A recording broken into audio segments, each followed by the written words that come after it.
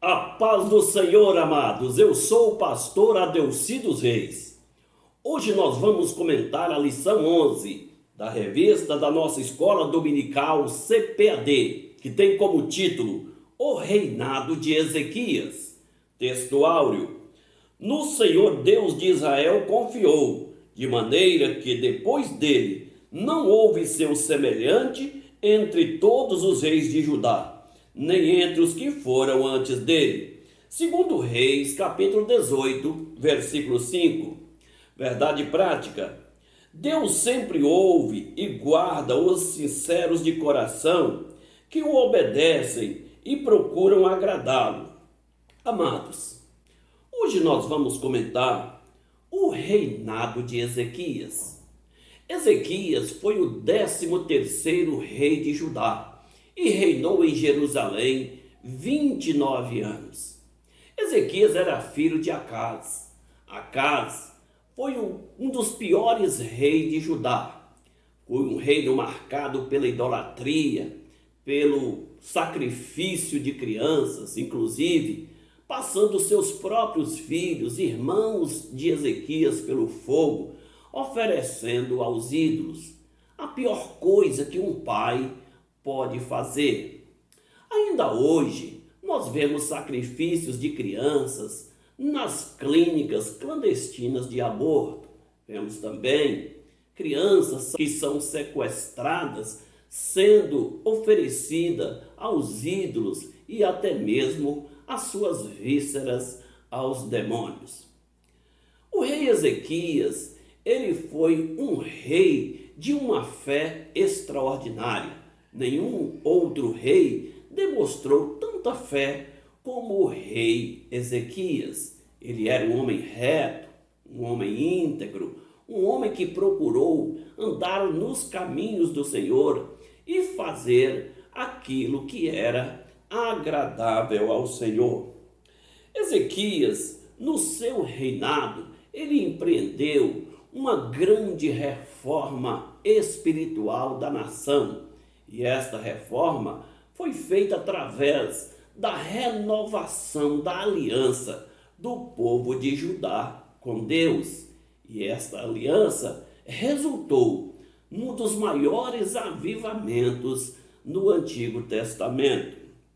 Através do rei Ezequias, o Senhor deu livramento a Judá das mãos do rei Senaqueribe.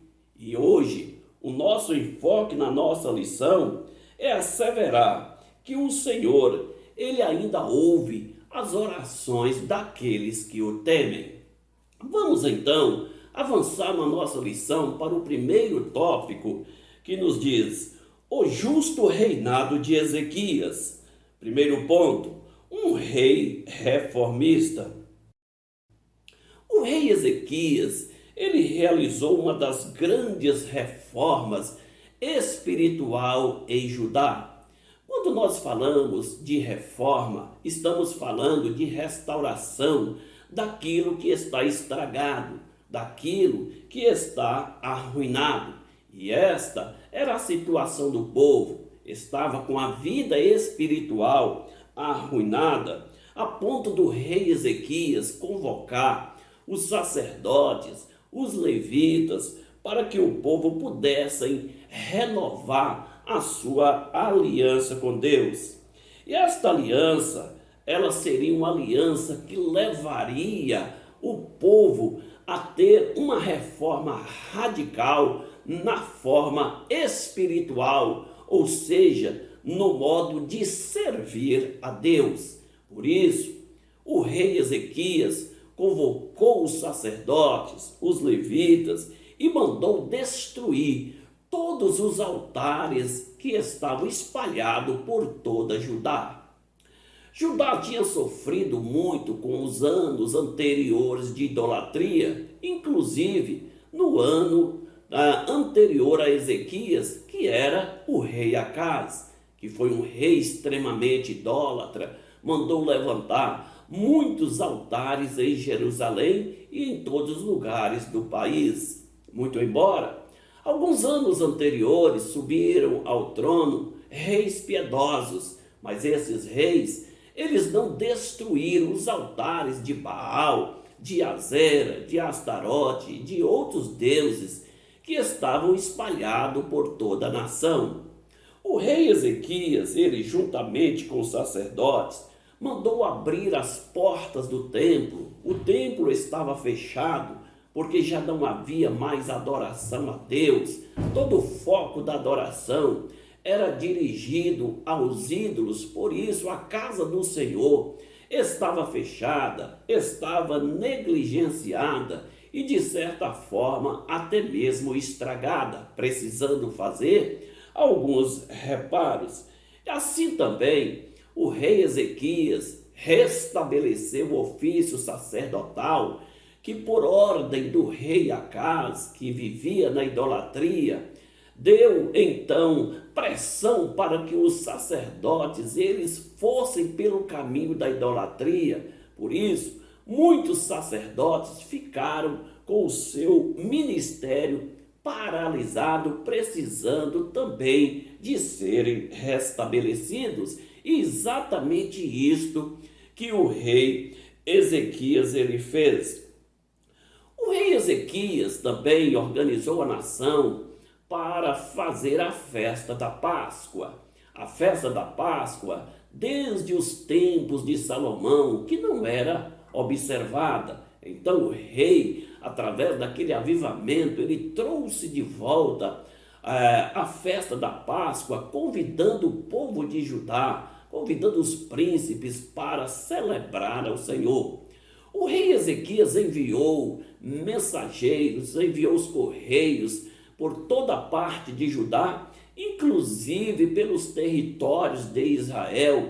Através dos seus correios, a mensagem chegou até a tribo de Manassés, de Zebulon e de Efraim. Os correios funcionavam naquele tempo a cavalos. Havia homens que tinham somente a função de levar a mensagem, levar comunicados e levar cartas.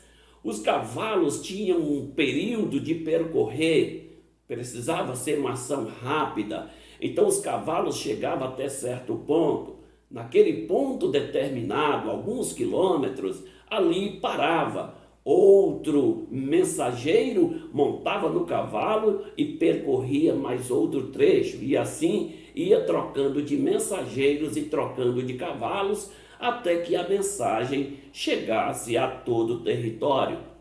Quando a mensagem chegou no território de Israel, na tribo de Efraim, na tribo de Zebulon, na tribo de Manassés, o povo debocharam, o povo riram. Porém, no meio do deboche do povo, algumas pessoas temeram, se humilharam e certamente vieram para Jerusalém para participar da grande festa de celebração a Deus, que era a festa da Páscoa.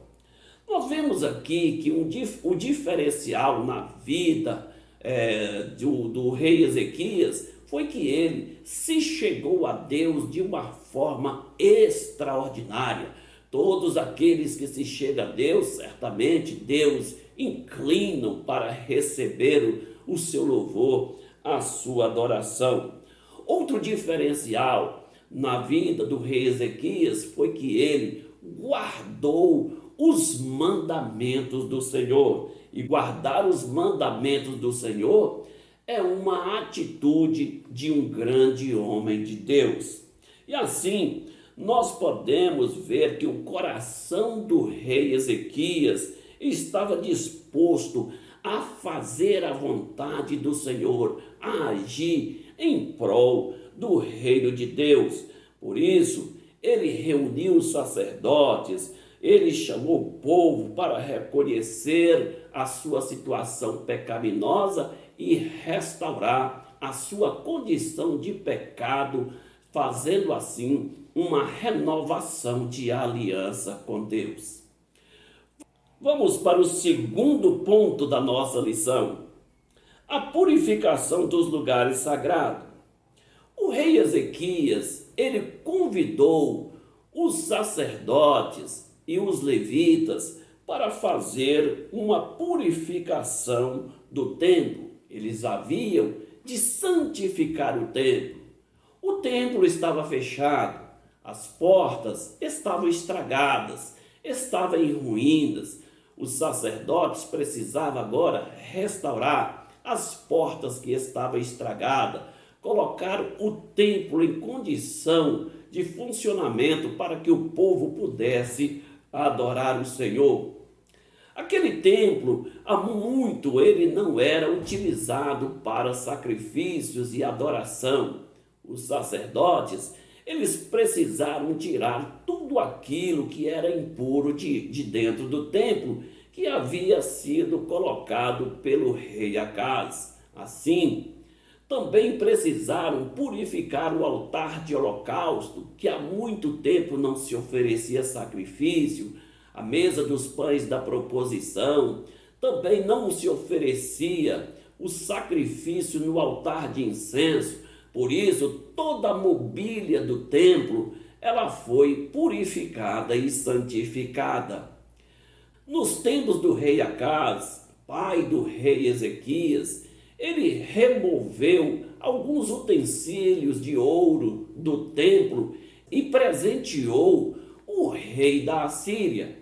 Com isto, ele visava obter o apoio e proteção daquele rei, o que não aconteceu.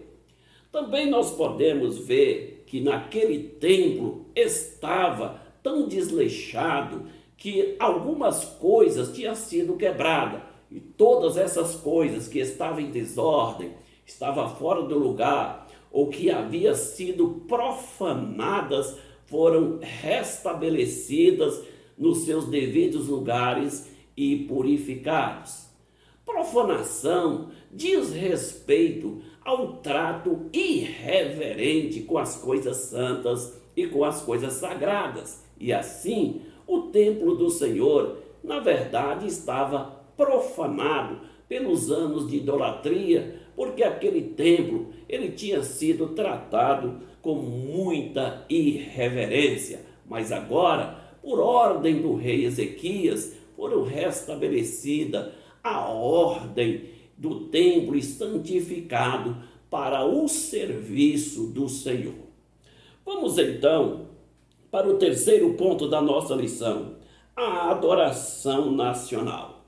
O templo agora estava purificado, restava agora o seu objeto de culto, o verdadeiro louvor.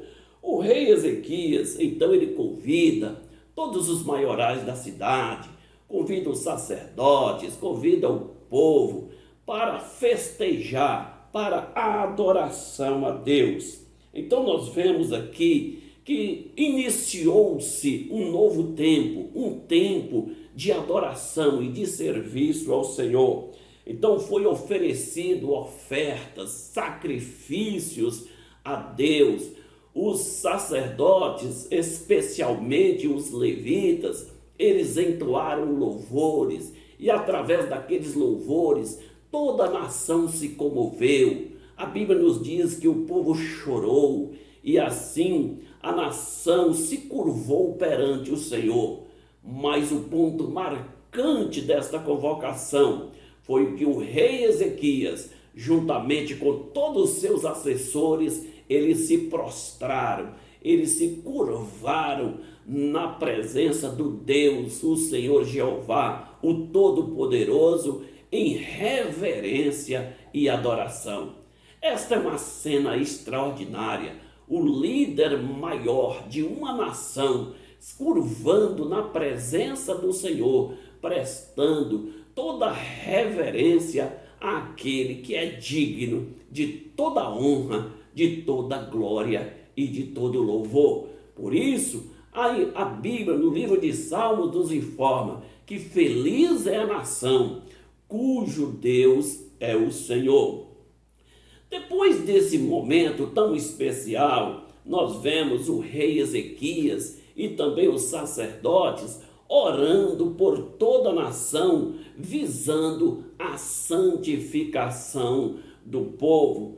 E isto ocasionou algo tão extraordinário nesta convocação do rei Ezequias, que um dos maiores avivamentos aconteceu em Judá, o maior avivamento da antiga aliança. E isso fez com que o povo voltasse para casa feliz, satisfeito, com a vida restaurada, com a aliança renovada. Isso fez com que eles tiraram os ídolos, destruíssem os altares que ainda estavam em pé. E assim nós podemos ver que o povo, eles romperam com a idolatria e iniciou um novo tempo no reinado do rei Ezequias. Vamos para o segundo tópico da nossa lição. Senaqueribe invade Judá. Primeiro ponto, as ameaças de Senaqueribe. O Império Assírio, ele tinha conquistado muitas nações no Oriente Médio, inclusive Israel tinha sido tomado pelo Império Assírio e tinha sido levado para o cativeiro. Agora, o rei da Síria, ele investe contra Judá, contra o reino do sul. E assim, nós podemos ver que ele usou as mesmas estratégias para conquistar Judá. Ele, então, enviou seu poderoso exército contra Jerusalém para sitiar aquela grande cidade. O rei Senaqueribe, ele usou as mesmas estratégias que ele usava com outras nações, e as estratégias eram a difamação e também o afrontamento.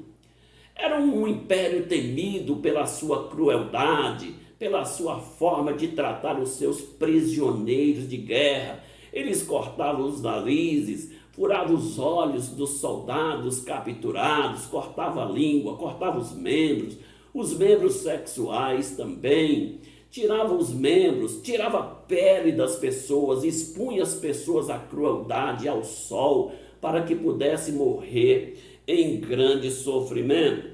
Então o propósito do rei da Síria era desestabilizar o rei Ezequias e desestabilizar a nação de Judá, moralmente e também espiritualmente. Vamos então para o segundo ponto da nossa lição, o temor do rei Ezequias. As ameaças do rei da Síria trouxe temor para o rei Ezequias. O rei Ezequias estava atemorizado juntamente com todo o povo, porque era grande as ameaças, razões pela qual o rei Ezequias chamou o profeta Isaías para ouvir aquele profeta. Ele foi usado pelo Senhor e trouxe uma grande mensagem para o rei Ezequias, mensagem de vitória, mensagem de esperança para o povo de Deus. Ezequias era um rei que vivia na obediência. E quando nós falamos de viver na obediência, isto não significa que não teremos problemas. Podemos ter problemas sim, mas uma coisa é certa: todos aqueles que andam na obediência e no temor do Senhor, o Senhor, ele contempla as suas necessidades, contempla os seus problemas e está pronto a estender a mão para vir ao socorro. E foi exatamente isto que Deus ele fez. Ele se propôs vir ao socorro do rei Ezequias. Vamos então para o terceiro tópico da nossa lição, que nos diz a oração do rei e o livramento do Senhor. Primeiro ponto, a oração confiante de Ezequias. Para intensificar a sua estratégia de impor terror, de impor medo, o rei da Síria enviou cartas desaforadas para o rei Ezequias. Nessas cartas, o rei da Síria ameaçava o rei Ezequias e ele então dizia para Ezequias: a quem você confia? Você não viu como eu conquistei as nações? Os deuses das nações não pôde fazer nada. Você também será da mesma forma. Em quem você quer se estribar? Veja que o rei da Síria estava afrontando, não era somente o rei Ezequias, ele estava afrontando o próprio Deus.